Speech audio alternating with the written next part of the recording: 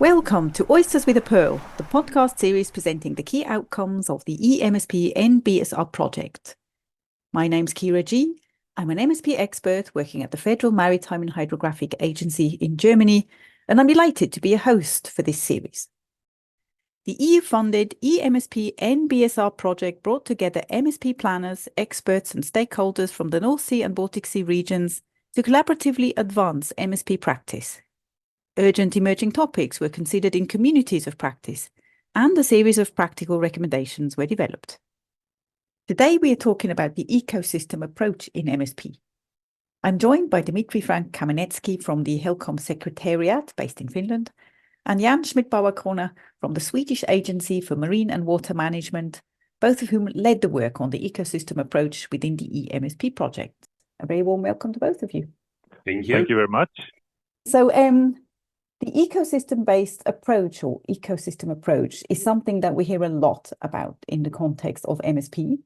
My first question to you is actually, can you explain in just a few short words what the EBA is, and more importantly, how will it help us make better MSP plans? Thank you. Indeed, ecosystem-based approach is not anything super new. I would say that all definitions define ecosystem-based approach primarily as either sustainable exploitation of nature resources or achieving good environmental status. What we try to do in the project, we try to, so to say, merge all that together and have a broader view of the ecosystem approach. We try to consider humans as an integral part of our ecosystem, which automatically leads to understanding of ecosystem-based approach as an approach which helps to maintain ecosystem functioning healthily. So it's actually a really broad concept in a way. The one question I always have is how is EBA-based MSP really different from just ordinary MSP? I guess the difference is not really that huge, or is it one of how we think about MSP a bit more comprehensively? I think there are some really strong points which EBA tries to highlight, and that's the incentive to consider environmental impacts in planning. And that links to strategic environmental assessment, because SDA says that you have to evaluate or identify the impacts, but EBA brings more strength to that. It says you don't only have to evaluate, you have to consider, you have to react on the results. So in that sense, I think EBA is a kind of normative thing which should strengthen policymaking from an environmental perspective. So let's try and break it down a little bit more. In the policy brief that was developed by the eMSP project, there's mention of 5 dimensions that describe the EBA. I wonder if you can briefly talk us through those. Yes, thank you. The challenge has been to actually try to make it concrete. So that's why we attempted to try to identify 5 main key elements. And the first key element is the inclusion of nature, which perhaps is the most important one, as it relates to the boundaries of nature striving for sustainable use and conservation. The second one is social and economic consideration, trying to get the linkage between the uses of the sea and the potential environmental effects, but also the social and economic, which can be part of the ecosystem services perspectives, that you actually see that there's a linkage between conservation and human welfare or benefits. The third one is comprehensiveness and coherence, which also addresses the need for MSP to have a systems view on both nature and the whole management system, and the need for coherence between different levels of planning. The fourth one is integrative governance, and that's about the need to have a participatory approach, and that the knowledge which is used in MSP can derive from a number of sources.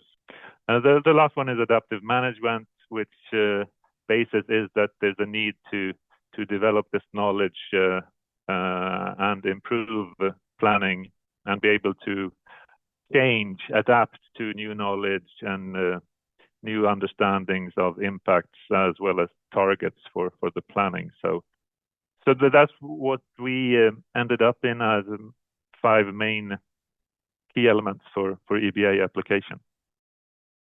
Exactly. If I may, just one small addition. These 5 key elements is not something entirely new. So this is an attempt to compile and organize all the pieces of ecosystem-based approach. As Jan said, try to make a practical system how to apply ecosystem-based approach out of all that. Thank you. No, thank you very much. Based on the experiences that you've had within the eMSP project, let's have a look at current implementation of the ecosystem approach. I mean, you said that countries are probably already applying it in practice, knowingly or unknowingly. What would you say are countries already doing quite well? And where do you think are there still challenges or gaps when it comes to really applying the EBA in practice? From our experience, we must say that all countries are implementing ecosystem-based approach as it is prescribed in the EU legislation. Some countries better considered, for example, natural component. Some others were more advanced in social and economic dimension. Sweden and Germany demonstrated fantastic progress in developing this green infrastructure concept and integrating it into the national MSP. Poland and Finland, they were very good in adaptive management, developing different scenarios and organizing monitoring and evaluation. Latvia has very balanced national MSP. In the North Sea countries, Belgium, Netherlands, they are quite advanced in organizing human activities in a comprehensive way. So all countries are doing a good job, but it can be done even better. And in order to help countries to do it better, we are currently in the Baltic Sea reviewing the regional guideline for application of ecosystem-based approach in MSP. And we hope to also discuss it with our colleagues in the North Sea and probably around the whole Europe. I can add perhaps that I think we have to distinguish also to go from having an ecosystem-based approach in planning to actually have ecosystem-based plans. So, and that's perhaps even a more challenging questions. When are the plans actually ecosystem-based? Or because we are living in an era with a lot of pressures and the need to actually find the balance between conservation and use is stronger than ever. That is such an interesting point, I think, actually, that difference between planning as a way of thinking about how we might want to use the sea or sea space, and then the plans themselves and the solutions maybe they propose. And it's interesting, Dimitry, you mentioned a few things already that countries are doing. Also, a call then to things like evaluation frameworks, to check, are the plans really ecosystem-based? Are the planning processes ecosystem-based, and so on? But here's me talking. I wanted to come back some more to the experiences of the eMSP project and ask, what can planners actually do to really put the EBA in their plans?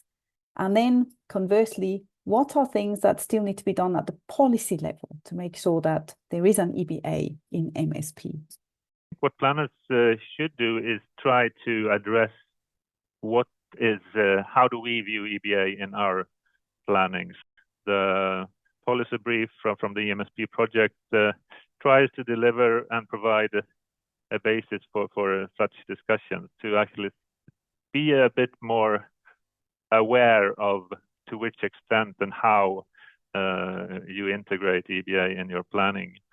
But then there's I would say that trying to link MSP with the nature conservation and the marine strategy framework processes on a national level is one important part of it. Seeing and also looking at the mandate of MSP, to which extent can it be developed to actually strengthen and highlight conservation issues, like with green infrastructure in Sweden. We have a special designation which calls for particular consideration of high nature values as part of the MSP plan, actually.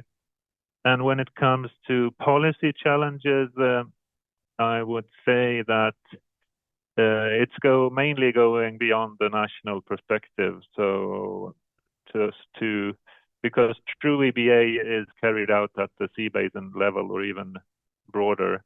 So there is a need for collaboration between countries, and which becomes a challenge as MSP is regulated as a national activity. So we have to find ways to actually have a more stronger cooperation between countries, both on planning and impact assessment. Definitely support you in saying that the EBA can't just be a national endeavour. It has to be transnational. It has to be done at the sea basin level. And Dimitry, you mentioned also you're drafting new regional guidelines for exactly that reason, I imagine. Of course, Jan highlighted actually a lot of issues which are to be resolved on the EBA-based MSP bumpy road. Policy coherence is at the moment one of the key barriers. We can see it in many other aspects of our work. There are many breaks between different policies, which actually prevent them acting in synergy. Another point is data and information. Actually, it is closely connected to policies. So information and data flows is a basis for dialogue. With the dialogue, we can break through the barriers between policies and find understanding and synergy. So many things that need to come together really to truly implement an ecosystem-based approach. But it sounds to me like a lot is already moving in the right direction. So based on the experiences of the eMSP projects, what would you say makes you a bit hopeful that the next generation plans or planning system will be more based on the EBA? Yeah, well, a few things. We were perhaps even a bit surprised of the involvement and the interest. That's very hopeful that there's an ongoing EBA discussion, because we need to find this common view actually, and having this community of practice open, broad approach was very useful for that. In general, on the eMSP project, it was great to finally have a true connection between the Baltic and the North Sea MSP communities. So now we really had true cooperation. Really nice.